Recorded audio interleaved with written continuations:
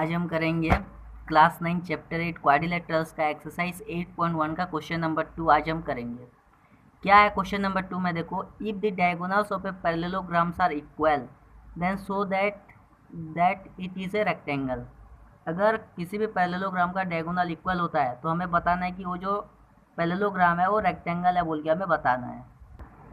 तो as per question, हमें question पर गिवन है ABCD इज ए पैरेललोग्राम, हमें प्रूव करना है ABCD इज ए रेक्टेंगल बोल के हमें प्रूव करना है।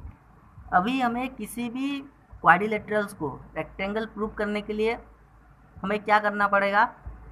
जहाँ तक कि हमें पता है कि किसी भी क्वाड्रिलेटरल को एक रेक्टेंगल प्रूव करने के लिए हम क्या करते हैं, उसी क्वाड्रिलेटरल्स में कोई भी एंगल को हम 90 डिग्री बताते हैं।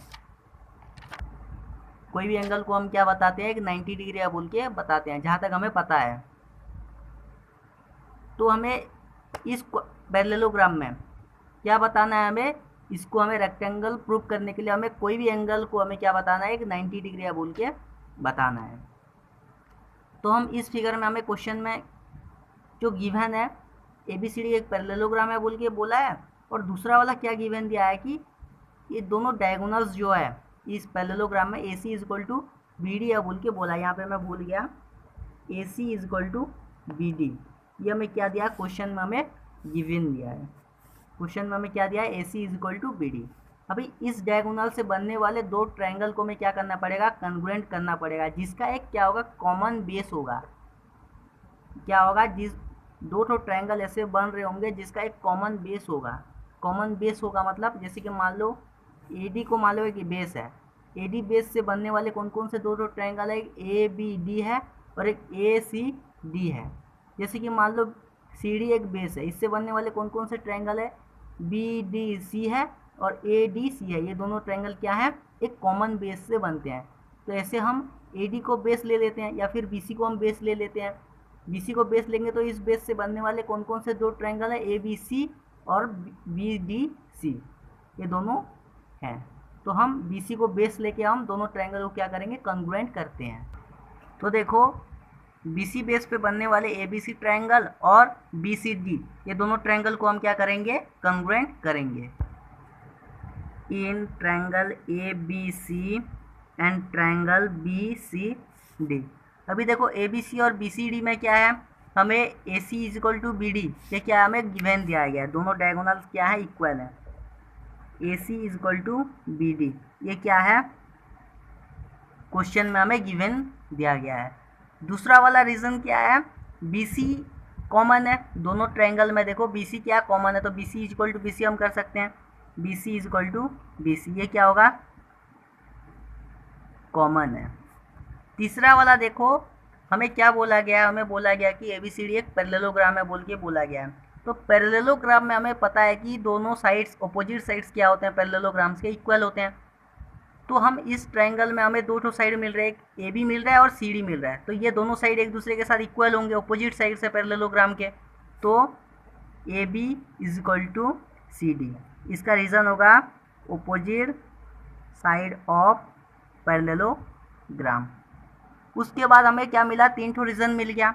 तो हम कह सकते हैं so triangle ABC congruent to triangle BCD, reason होगा SSS कॉन्ग्रुएंसी रूल।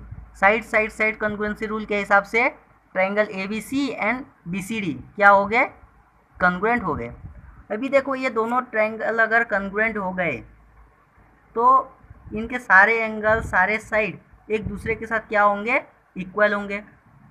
इक्वल होंगे दोनों ट्रायंगल जैसे कि कॉन्ग्रुएंट हो गए, तो इसके सारे एंगल, सारे साइड्स क्या होंगे, CPCT के थ्रू इक्वल होंगे। तो मैं क्या कह सकता हूँ कि ABC angle is equal to BDC, B के साथ इक्वल होगा।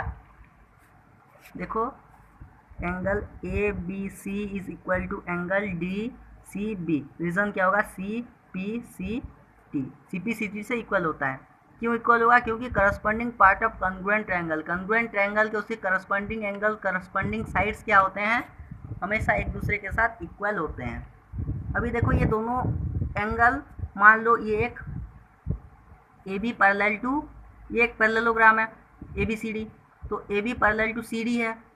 तो ये दोनों line AB A B and C D are both are parallel. तो ये दोनों लाइन अगर पैरेलल हैं तो बी सी क्या है, इन दोनों का ट्रांसवर्सल है। तो ये दोनों एंगल क्या कहलाएंगे, ये दोनों एंगल को interior angle of the parallel lines A B and C D का, पैरेलल लाइन का ये दोनों एंगल क्या कहलाएंगे, को इंटीरियर एंगल बोल के कहलाएंगे। कहलाएंगे कि नहीं, रुको मैं बता रहा हूँ।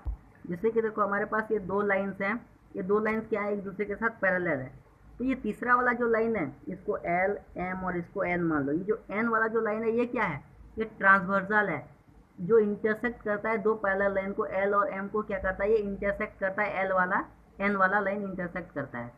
तो ये वाला जो एंगल है, ये वाला इसका क्या होगा, को इंटीरियर एंगल होगा। ये दोनों एंगल 1 और एंगल 2, मान लो angle 1 is equal to angle 2 होगा, ये क्या होगा, को इंटीरियर एंगल होते हैं। ये क्या बनते हैं, ये को इंटीरियर एंगल बनते हैं। मान लो ये एंगल और ये एंगल क्या होते हैं, को एक्सटीरियर एंगल बनते हैं। समझ में आया। तो ये वाला जो एंगल है इस फिगर में, ये दोनों एंगल क्या बनेंगे, को interior angle of the transversal B C और पैरेलल नहीं, को interior angle of the parallel line A B and C D. तो दोनों को इंटीरियर एंगल मिलके कितना डिग्री बनते हैं, 180 डिग्री, जहाँ तक हमें पता है। Angle A B C plus angle D C B is equal to 180 degree. इसका रीजन होगा को interior angle of the parallel lines A B parallel to C D. A B and C D parallel lines का ये दोनों angle क्या है, को interior angle है। ओके, यहाँ तक समझ में आया, क्वेश्चन यहाँ तक समझ में आया। तो ये दोनों एंगल मिलकर 180 डिग्री बन रहे हैं। कितना बन रहे हैं, 180 डिग्री। अभी देखो ये दोनों ट्रायंगल में A B C and D C B में ए बी सी एंगल किसके साथ इक्वल है, डी सी बी के साथ इक्वल है। तो क्या मैं यहाँ पे कह सकता हूँ, in triangle A B C and triangle D C B, angle A B C equal है किसके साथ, डी सी बी के साथ, is equal to angle D C B. तो क्या मैं यहाँ पे कह सकता हूँ, angle A B C plus angle A B C equal to 180 degree कह सकता हूँ। यहाँ पे हम डी सी बी की जगह पे क्या हम ए बी सी पुट कर सकते हैं। तो यहाँ पे 2 angle A B C equal to 180 degree. देखो एंगल ए बी सी किसके साथ इक्वल है, डी सी बी के साथ। तो angle A B C plus angle A B C equal to 180 degree. 2 angle A B C equal to 180 degree.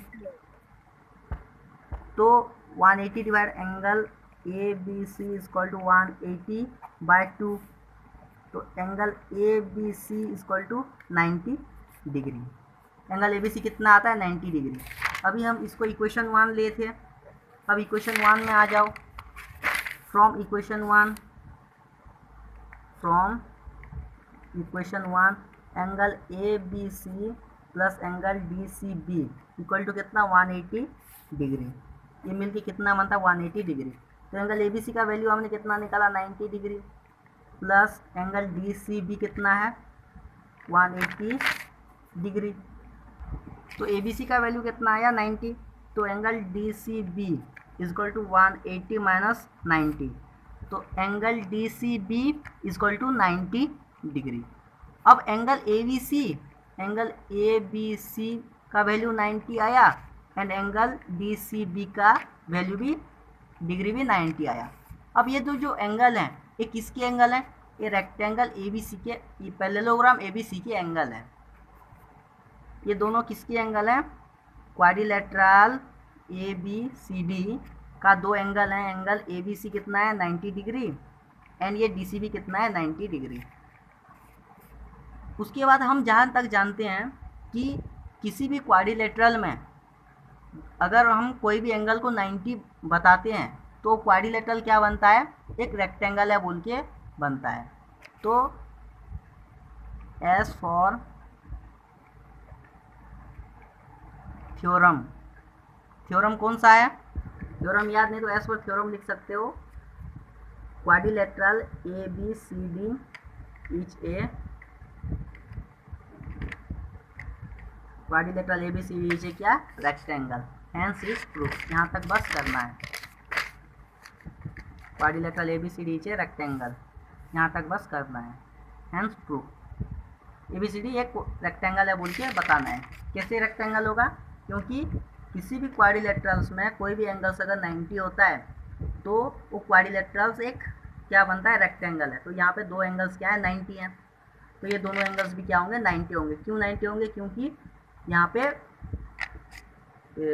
ये क्या है, एक मतलब सारे एंगल्स, सारे साइड सेम है, तो ये दोनों एंगल्स 90 हैं, तो उनके अपोजिट वाले एंगल्स भी क्या होंगे, इक्वल होंगे। अब पैरेललोग्राम और रेक्टेंगल में फ़र्क क्या है? पैरेललोग्राम में क्या होता है कि उसके अपोजिट साइड्स इक्वल होते हैं और पैरेलल होते हैं, लेकिन रेक्टेंगल्स में उसके अपोजिट साइड्स पैरेलल भी होते हैं, उसके एंगल्स क्या होता है, 90 डिग्री होते हैं। लेकिन पैरेललोग्राम की केस में 90 नहीं होते हैं। बस इतना है। हमारा क्वेश्चन नंबर 2 यहाँ पे ख़त्म होता है।